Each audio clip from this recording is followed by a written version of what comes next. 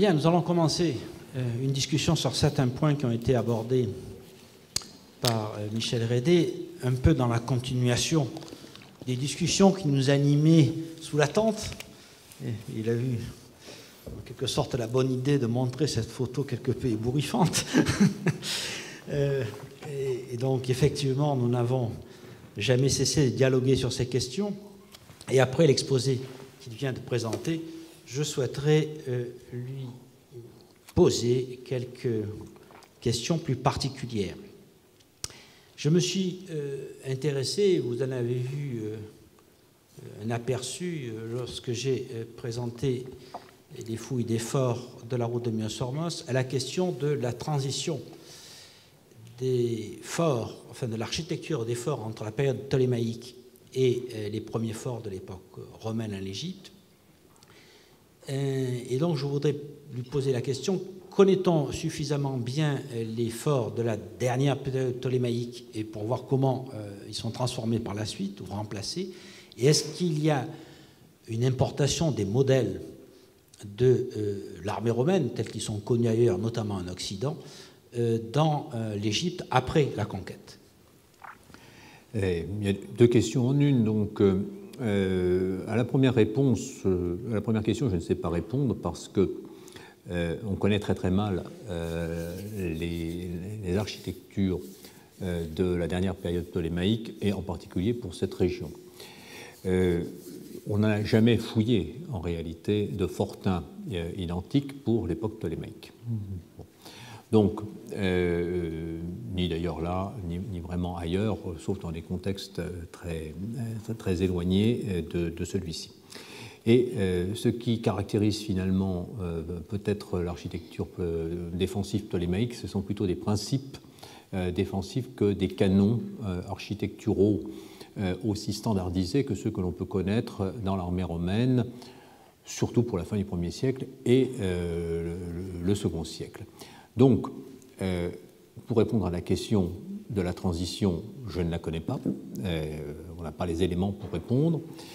Et pour ce qui est de l'importation de canons spécifiquement romains à l'intérieur de militaires romains à l'intérieur de l'Égypte, il n'est pas très facile de répondre puisque, comme je l'ai dit tout à l'heure, cette architecture ici est singulière. En revanche, ce qui est bien caractéristique de l'armée romaine, c'est l'idée d'un modèle répétitif avec des formes, des systèmes défensifs, des tailles, un certain nombre de critères que l'on pourrait lister et qui sont répétés de manière générale sur l'ensemble de ces pistes, même si d'un poste à un autre, et on trouverait la même chose en Occident, le dispositif interne stricto sensu n'est pas exactement copié d'un fort à un autre. Donc, on est à la fois dans une assez grande homogénéité architecturale, sauf pour le modèle des carrières qui est différent, et en même temps dans une grande variété de détails dont l'initiative est toujours laissée à l'architecte local. Mais le principe est fondamentalement différent de ceux que l'on peut connaître pour l'époque ptolémaïque. Est-ce que, par exemple, la présence de tours aux angles, des tours saillantes, est une caractéristique de ces fortifications par rapport aux fortifications antérieures? Je ne crois pas que dans les forts ptolémaïques qui sont connus à l'heure actuelle, on ait ce genre de dispositif. C'est une caractéristique, ou c'est une exception, plus exactement, c'est une exception par rapport à tout ce que l'on connaît de l'architecture militaire romaine des 1er, 2e et 2e siècles. Le principe des tours saillantes est évidemment connu depuis très longtemps, bien avant l'époque romaine. Il est constamment pratiqué dans les fortifications urbaines ou militaires ptolémaïques. On connaît d'ailleurs mieux les fortifications urbaines que les fortifications militaires de cette période. Il est pratiqué, bien entendu, dans les fortifications urbaines d'époque romaine. Vous voyez les portes de Nîmes, vous voyez les portes d'Autun, par exemple, celle de Cologne. Donc c'est assez facile, il serait facile de répertorier une liste, mais il n'est jamais utilisé dans l'architecture militaire romaine de cette période, sauf justement dans ces cas bien particuliers du désert oriental d'Égypte. C'est ce qui en fait à la fois une exception, mais une exception qui a trompé au début, en raison justement du fait que ces caractéristiques sont celles qui apparaissent seulement, normalement, à partir de la fin du IIIe siècle, début du IVe siècle. Voilà. Et pour en revenir au cas du fort de Seyala, pour lequel j'ai beaucoup de regrets, puisqu'on n'a pas suffisamment fouillé pour véritablement le comprendre, est-ce que le fait qu'il n'ait pas de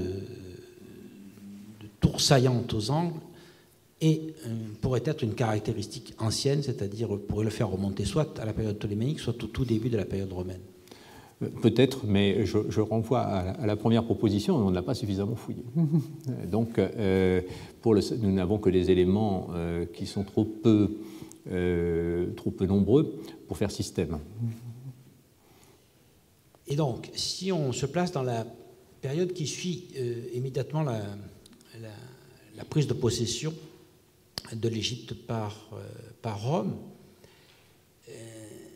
est-ce que, donc on en revient à la fois à la fameuse inscription il porte 56, que tu as tendance à penser être nettement postérieur à ce qu'on avait imaginé jusqu'à présent,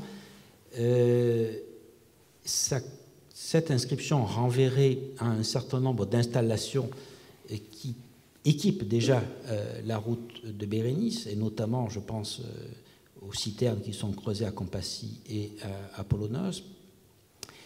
Est-ce que tu pourrais mieux préciser ton point de vue sur la datation? Personnellement, j'ai l'impression, et je crois que tu es d'accord, ça nous renvoie de toute façon à la période antérieure à la période de Vespasien, et plutôt, disons, à l'état de la route telle qu'elle était sous Pline. Mais est-ce qu'on arriverait à mieux cerner cette datation en l'absence, malheureusement, de fouilles à Compassie et à Apollonos?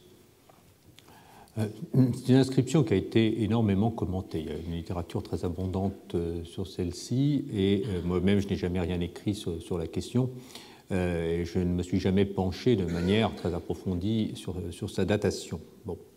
Du point de vue strictement épigraphique et du point de vue de l'histoire militaire, c'est une inscription qu'on situe entre, disons, la fin de l'époque augustéenne, au plus tôt, et l'époque de Trajan, au plus tard. Pourquoi? Parce que nous avons là des vexillations, donc des détachements, des deux légions égyptiennes, et nous savons que sous Auguste, jusqu'à une date difficile à préciser, sans doute la fin du règne d'Auguste, mais on ne sait pas très bien quand, il y avait 3 légions initialement. Donc ensuite, il n'y en a plus que 2.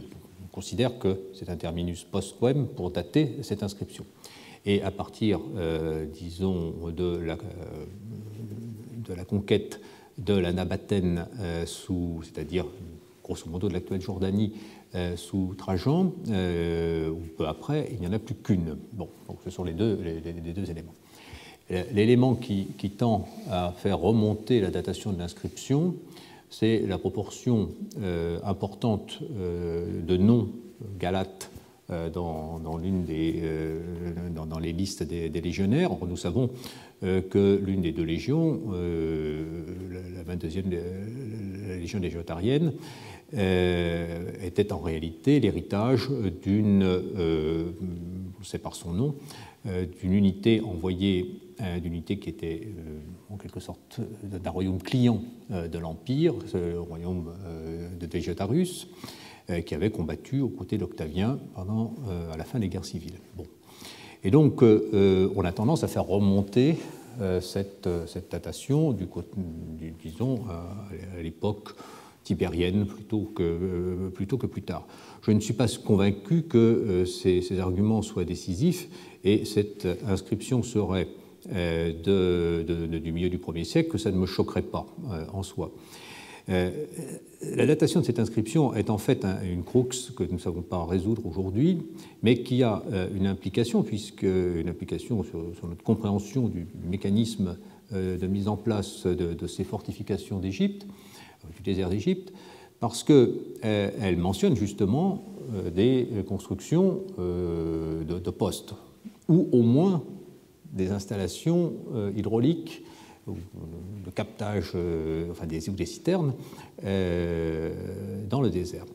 Je me demande comment on peut avoir des citernes dans ce désert et des citernes qui soient remplies si on n'a pas de puits à côté. C'est une question sur laquelle il faudrait discuter. Et si on n'a pas non plus de dispositif pour entretenir ces pluies, c'est-à-dire de dispositif humain pour entretenir ces pluies. Bon, voilà comment se posent des questions. Donc, archéologiquement, pour l'instant, nous n'avons jamais fouillé ou jamais pu fouiller de véritables postes militaires romains antérieurs à ceux au premier que nous connaissons, c'est-à-dire ceux de l'époque de Vespasien. Il y en a probablement d'autres, donc ceux que tu as cités, Apollonos et Compassi, mais qui sont l'un trop éloigné et trop ensablé et l'autre trop détruit pour que nous puissions aujourd'hui véritablement les fouiller. En tout cas, nous ne les avons pas explorés suffisamment. Dans le cas de Compassi, on peut quand même être à peu près certain que le puits précède les citernes, puisqu'il y avait, à l'époque ptolémaïque, indéterminée, mais j'ai l'impression relativement avancée dans le temps, des exploitations d'or avec des laveries qui supposent une certaine abondance d'eau, puisqu'il faut de l'eau pour trier les sédiments. Dans ces conditions, les soldats de la Vexiliation auraient créé une réserve d'eau à côté de ce puits, mais le puits existait déjà. Donc je crois que là, on a en partie la réponse. Mais ça nous amène à la question, et nous ramène sur la route de Myos-Hormos, où, précédant le poste fortifié de Zarqa, nous avions trouvé sous le dépotoir postérieur une installation dont nous n'avons pas pu dater l'origine, puisque, comme toutes les installations de cette période, les sols étaient parfaitement nettoyés, mais que nous savons avoir fonctionné jusque sous Néron. Est-ce que tu imagines que ces postes-là pouvaient être non fortifiés comme je l'imaginais, ou est-ce que tu penses que la fortification aurait été détruite? Je pense qu'on peut faire les deux hypothèses, mais en tout cas, les textes que j'ai cités brièvement sans les analyser, ce n'était pas mon rôle de le faire aujourd'hui, je n'avais pas le temps d'ailleurs, n'indiquent pas qu'il y a nécessairement des fortifications dans les aménagements, les premiers aménagements des routes.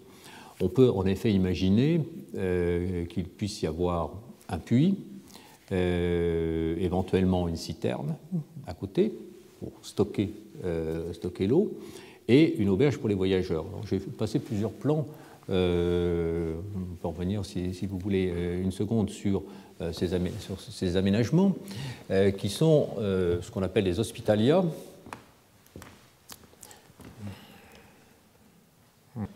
Alors, par exemple,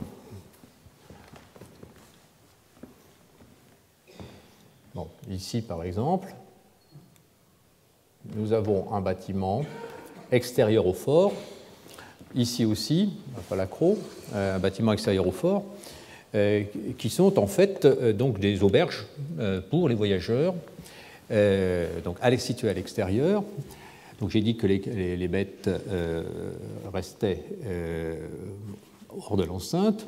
Il est vraisemblable aussi que les voyageurs, au moins une partie d'entre eux, ne pénétraient pas à l'intérieur des forts, restaient à l'extérieur, au moins les caravaniers. Ce qui ne veut pas dire qu'il n'y avait pas des civils à l'intérieur des forts, c'est autre chose. Il n'y a pas forcément partout, systématiquement, un logement adapté à des caravanes à l'intérieur des forts. On n'a pas non plus forcément partout des hospitalias à l'extérieur, mais on ne les a pas non plus forcément tous retrouvés. Donc on a toute une série de questions qui se posent. Donc dans le cas que tu évoquais tout à l'heure, c'est-à-dire celui de Zarqa, on a en quelque sorte ça, tout seul, donc une série de bâtiments qui sont situés sous le dépotoir du fort qui a été construit plus tard. Rien ne nous interdit, théoriquement, je suis dans l'hypothèse pure, de penser qu'il y avait en effet ceci, plus le puits, et pas l'enveloppe autour, et pas le fort autour. Mais ce n'est qu'une hypothèse, évidemment, une hypothèse dans un premier temps, et qu'on a construit le fort autour du puits. De toute façon, techniquement parlant, il faut d'abord creuser le puits avant de construire le fort. Mais on ne sait pas la relation. Si on avance un peu dans le temps et qu'on revienne sur la question des sanctuaires, tu avais émis l'hypothèse anciennement qu'il y avait une implantation canonique au fond du fort. L'existence de l'ANS isolée de Baïsa que nous avons mis au jour par la suite m'en fait évidemment douter. Est-ce qu'on peut imaginer que, en revenant sur les plans antérieurs et sur une hypothèse que tu avais parfois émise, que les bâtiments isolés qui sont à l'entrée des forts, notamment à Zarqa et à Crocodilo, est-ce que ça pourrait être aussi éventuellement l'emplacement du sanctuaire plutôt qu'au fond du fort? Voilà, alors, je vais revenir sur cette dernière partie de la question, puisque c'est une hypothèse effectivement ancienne que nous avions formulée. Bon. Je crois qu'il faut partir intellectuellement pour comprendre la théorie. Il faut partir de ces exemples, et en particulier de celui de Dionysias, ici, qui a très très longtemps été, comme je l'ai dit, le sol poste de cette nature, fouillé en Égypte, mais aussi le mieux conservé du monde romain. Donc c'est une fouille qui remonte à la fin, disons en 1950 pour faire court, qui est une fouille franco-suisse, mais qui n'a été publiée qu'en 1967, si ma mémoire est bonne, en tout cas pour cette partie-là. Et immédiatement, tout le monde s'est emparé de ce modèle, parce que c'était la seule fouille véritable qui existait, et on a souligné donc l'existence de cette allée processionnelle, terme qu'on employait à l'époque, avec au fond donc cette chapelle aux enseignes surélevée et terminée par une abside. Dans ce contexte a joué énormément la comparaison entre ce modèle et celui du palais de Dioclétien à Split, qui est construit exactement selon un canon architectural identique, et dont on sait qu'effectivement, dont on imaginait qu'au fond, il y avait disons, la salle du trône impérial, ce qui d'ailleurs est probablement vrai. Donc, je passe sur les détails pour faire court quand même. Donc, ce modèle a dominé les esprits pendant très très longtemps, et effectivement, on voit qu'il se retrouve ici, par exemple. On pourrait le retrouver dans d'autres cas en Orient, en particulier à Dagania, en Jordanie. Bien. Et il inspire encore ici cette reconstitution qui est là. Donc, c'est à partir de ce modèle, et considérant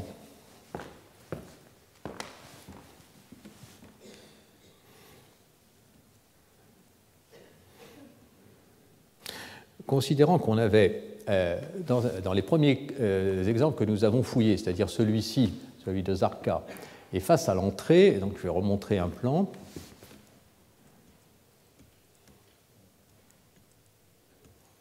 Je reviens au début, excusez-moi.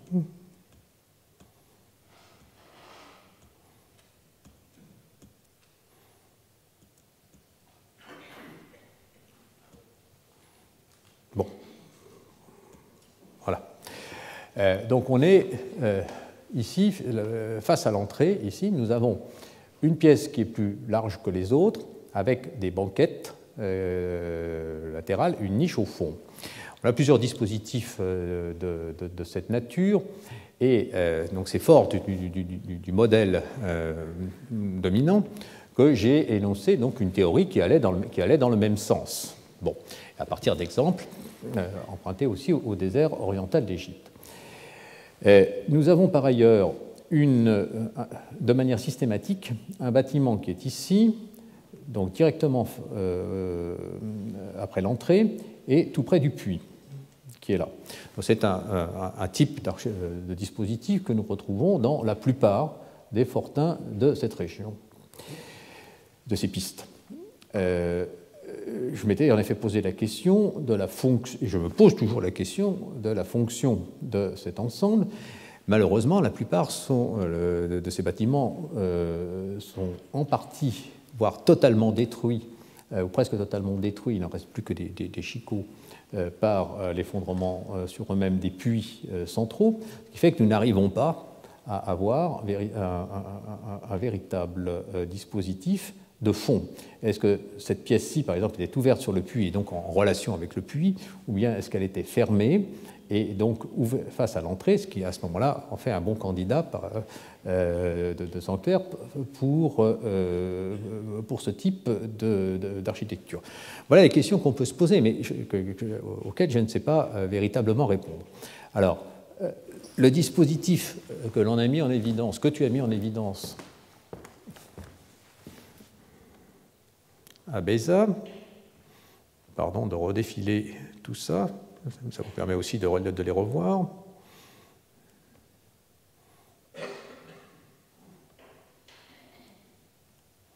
Le dispositif mis en évidence à Beza ici, ce n'est ni l'un ni l'autre cas. C'est encore un troisième modèle. Comme nous raisonnons sur des toutes petites séries, nous avons beaucoup de peine à être clairs. Et nous n'avons pas non plus, à l'époque, fouillé cette partie qui serait ici face à l'entrée. Nous a semblé trop inintéressante ou plutôt trop détruite. Donc, voilà les éléments du raisonnement. Donc, ici, on a probablement, en effet, au centre de la cour, et dans une position qui ne correspond ni à l'un ni à l'autre des deux dispositifs que je viens de décrire, ou des hypothèses que je viens d'énoncer, une petite chapelle.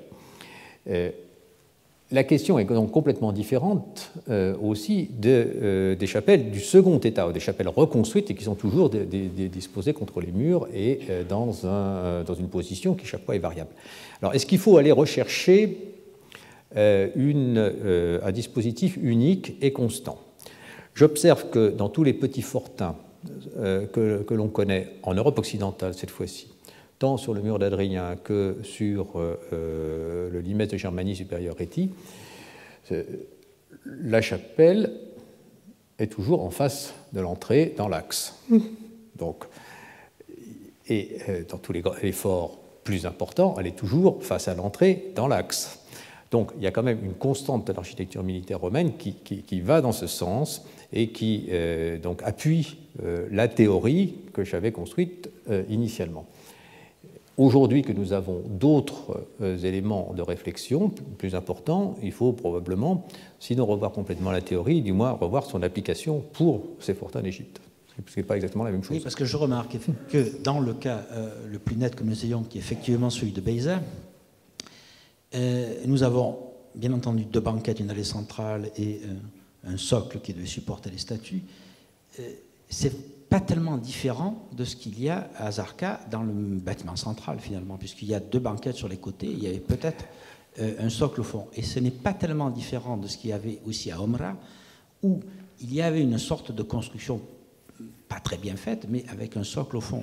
Oui, mais qui est secondaire. Qui est secondaire, mais qui pourrait donc... J'y suis retourné récemment, justement, pour revoir ces questions, mais c'est secondaire. Et donc, on a bien observé la première fois.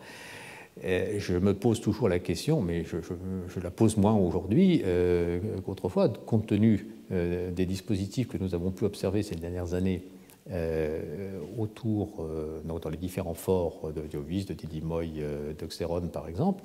Je me pose moins aujourd'hui la question de la fonction de ce dispositif d'Umbalad, parce que je pense en effet que c'est une reconstruction secondaire d'une chapelle, sans doute.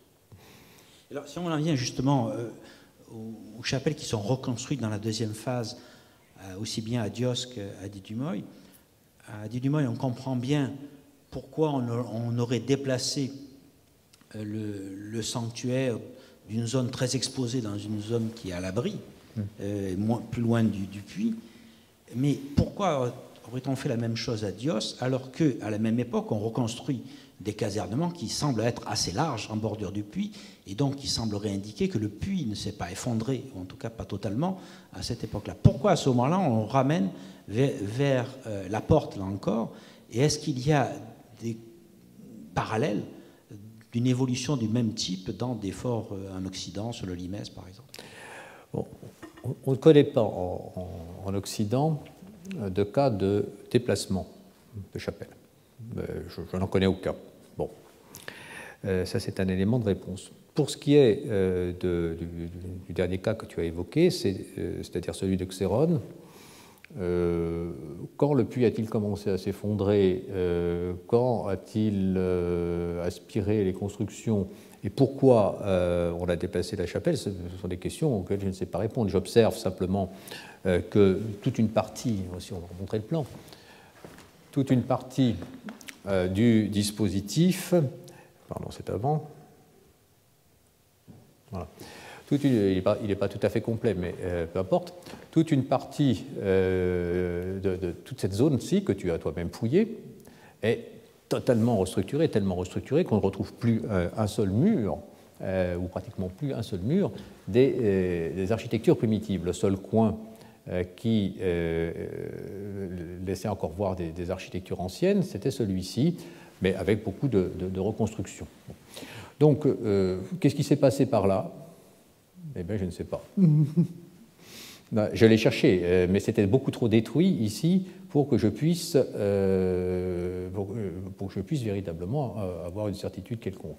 Donc, il semble qu'on ne saura pas. Est-ce que tu avais des traces de quelque chose qui aurait pu être une abside, là encore, comme... Non. Ceci est trompeur. Ceci est trompeur. Ceci est trompeur parce que c'est un élément des termes. Et, ouais, en fait, ce qui me paraît quand même étonnant, c'est qu'on ait 3 cas qui fait une véritable série, hein, c'est-à-dire Didymos, Dios et Xéron, où on a le même phénomène qu'on n'arrive pas à expliquer. Non, mais on a une explication claire pour Didymos puisque le puits s'est effondré, mais est-ce qu'il faut imaginer que ce même phénomène s'est produit partout, et auquel cas il faudrait donc revenir à l'idée qu'il s'agit d'une secousse théorique ou de quelque chose comme ça, parce que sinon comment expliquer que tout se soit effondré en même temps? Oui, mais on est obligé de raisonner avec le matériel que l'on a. Donc on constate des faits, et on constate surtout que dans les 3 cas de déplacement, enfin dans les 3 cas, on a effectivement une reconstruction sur des architectures antérieures qui ne sont pas des architectures cultuelles, manifestement. Donc ça veut bien dire que la chapelle, qui existait nécessairement, a bien été déplacée. Où était-elle primitivement reste une vraie question, mais à laquelle j'ai tenté de répondre, et une question qu'il faut aujourd'hui reprendre au vu des éléments nouveaux. Mais on ne peut pas dire que ni ici, ni à Didymoi, ni à Iovis, elle était en place initialement. Semble-t-il. Mais c'est toi qui as fait la fouille. Oui. Je voudrais d'ailleurs revenir un petit moment sur le cas de Didymoi, de Dios, pardon, où on a bien vu à la fouille qu'il y avait 2 destructions successives du sanctuaire. Peut-être que ce serait mieux de remettre une image. J'avais eu l'impression, étant donné la qualité de la reconstruction finale, avec un beau sol fait de tuiles, de briques, pardon, que on ne voit pas sur cette photo puisque c'est une phase qui est postérieure, mais c'est pas grave. J'avais eu l'impression que cette reconstruction avait été faite avec soin et peut-être par l'armée. Je n'ai plus du tout cette sensation aujourd'hui parce que je ne peux pas imaginer, mais c'est toi le spécialiste de l'armée qui pourra le confirmer, que l'armée ait pu laisser détruire une première fois son sanctuaire à l'intérieur du fort sans réagir. Donc la reconstruction que je ferai aujourd'hui, c'est qu'il y a eu utilisation continue du sanctuaire entre, disons, l'époque sévérienne et le milieu du IIIe siècle, tel qu'on le voit là, avec quelques aménagements, notamment la construction de bassins ici. Puis le fort a été abandonné. Puis, dans cette période d'abandon, il y a eu une destruction. Alors je ne sais pas par qui, peut-être par les blémis, les populations du désert. Et à une époque indéterminée, il y a eu une reconstruction qui a pu être faite très rapidement en utilisant des éléments de remploi. Et il y a eu ensuite une seconde destruction qui, elle, pourrait être due à des premiers chrétiens. Est-ce que cette reconstitution te paraît plus satisfaisante que l'idée qu'il y ait pu y avoir une destruction du sanctuaire pendant que l'armée occupait le fort? Étant donné, bien entendu, qu'on n'a pas d'éléments de datation autre qu'une datation relative, puisqu'il n'y a pas de matériel dans ces niveaux. Nous raisonnons ainsi peut-être parce que nous pensons qu'un sanctuaire, quel qu'il soit, est un lieu sacré en soi. Ce n'est pas un lieu sacré forcément en soi, et en particulier dans l'Antiquité romaine, c'est un lieu sacré lorsqu'il a été réellement consacré, c'est-à-dire lorsqu'il a été au terme de rites défini comme tel. Bon. Donc quand on reconstruit un sanctuaire, on peut le déblayer très largement. On a des quantités d'exemples à Rome même, tout simplement. C'est un premier élément de réflexion. Donc, ce qui peut témoigner d'une destruction iconoclaste plutôt que d'une reconstruction, ce sont les coûts portés sur les statues, c'est plutôt ça, et non pas le fait que ça puisse être déblayé assez largement pour être reconstruit ou réaménagé.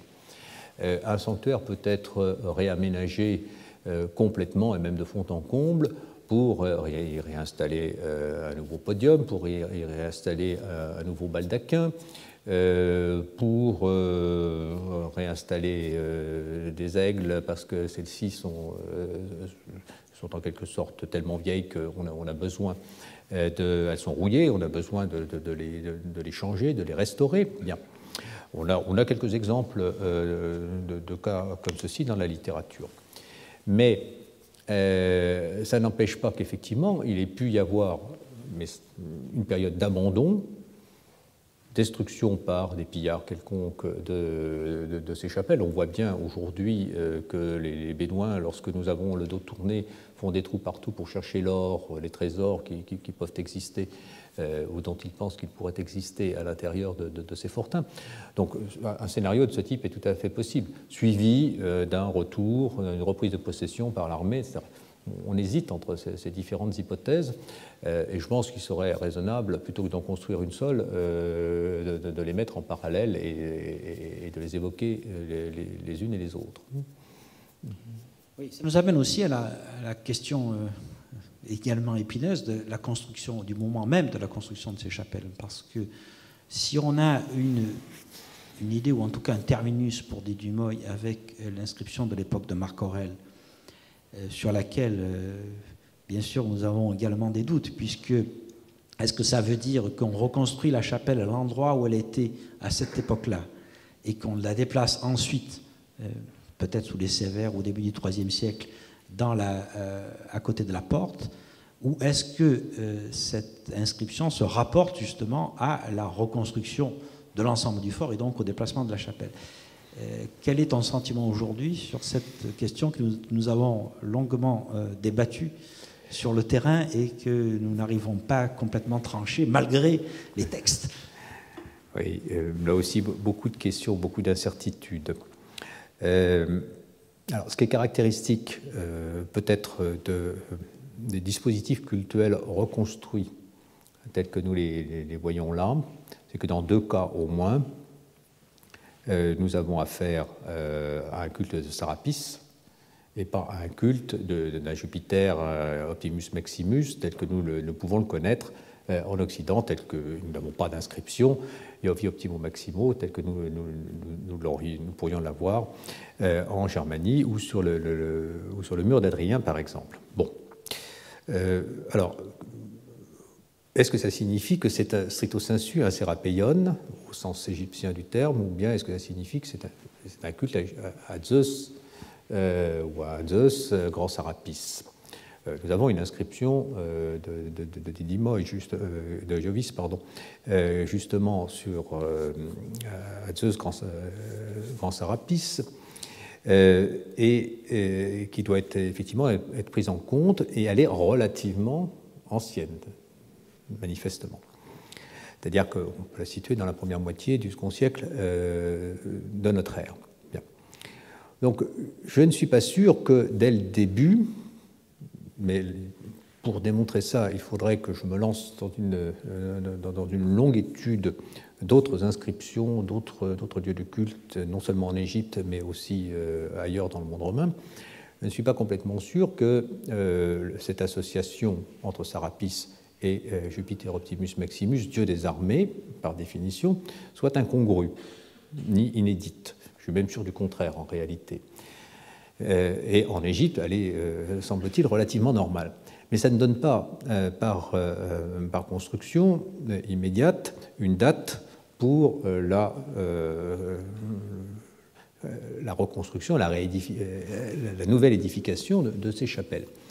Compte tenu disons, des dispositifs, mais aussi surtout de la stratigraphie dans laquelle, semble-t-il, ces chapelles sont reconstruites à un moment donné, c'est-à-dire quand même dans les dernières phases de l'occupation de ces forts, j'aurais plutôt tendance à situer ces reconstructions vers le début, voire après le premier quart du IIIe siècle de notre ère, c'est-à-dire après l'époque sévérienne,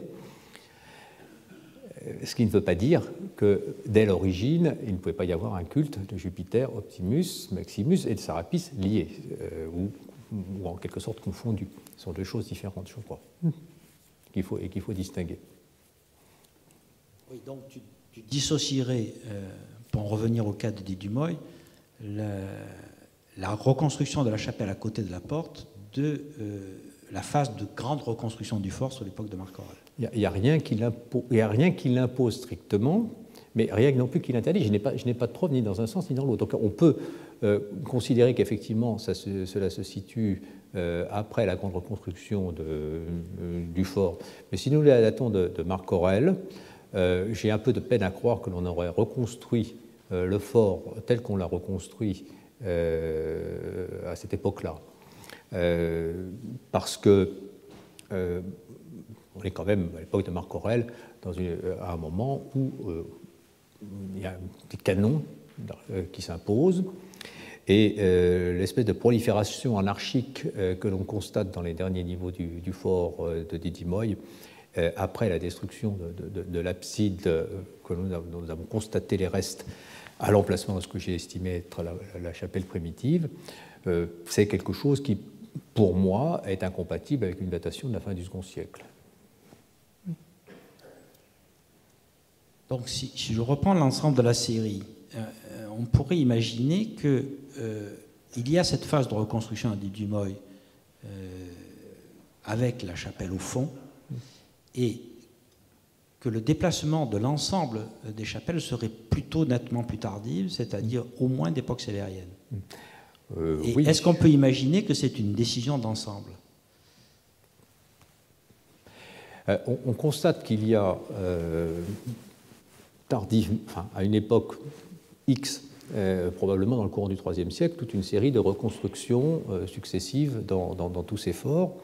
Est-ce que c'est lié à des événements politiques particuliers, troubles des temps, ou au contraire à une modification en profondeur des structures de l'armée romaine qu'on imagine guère avant la fin du règne de Sévère Alexandre, voire de Maximin, donc avant les années 240, voire au-delà.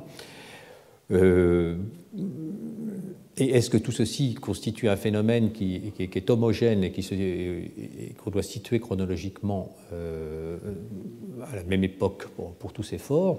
Ce sont des questions qui restent posées. Je reviens sur la question de l'abside de Didymoy. La construction d'une abside pour une chapelle aux enseignes, si ma théorie est juste, c'est quelque chose qui ne se situe pas, pour les exemples occidentaux que l'on connaît, avant la fin du second siècle. Donc, si reconstruction il y a, on peut avoir d'abord reconstruction de l'abside dans une position canonique et avec des formes de culte plus classiques, et puis ensuite toute une série de modifications qui interviennent peut-être dans les années 240, 250, voire 260. C'est cette période-là que nous voyons le mieux, parce que c'est celle qui est la mieux conservée dans les niveaux supérieurs, qui attire notre attention, mais qui a peut-être une épaisseur chronologique beaucoup moindre que celle de toutes les destructions qui ont eu lieu au préalable et que nous ne voyons plus.